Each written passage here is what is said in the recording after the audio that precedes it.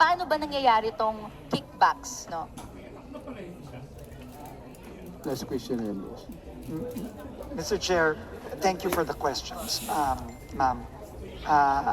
And please allow me to be forthright as well and very candid with you. Clearly, obvious naman na nakakalusot eh.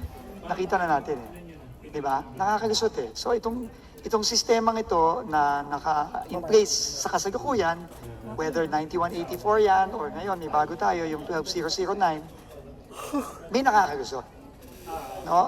Yun din po, kung ano yung tanong nyo, Mr. Chair, Madam Chair, yun din po ang tanong ko.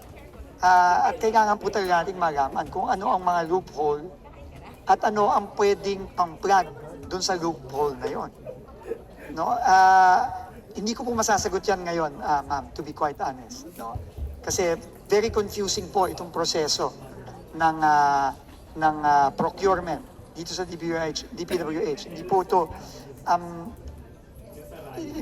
hindi po ito kapareho o medyo iba po siya doon sa mga nakita ko sa mga iba kong ahensya na pinagtrabahuan. So, kung mamarapatin niyo po, is please allow us to look into this, find the loopholes, and we would be very, very happy po and welcome. Sana po makakuha kami ng input sa inyo para po talagang once and for all, ma-plug na natin itong mga to, hindi na umaulit itong mga nangyaring ito in the future.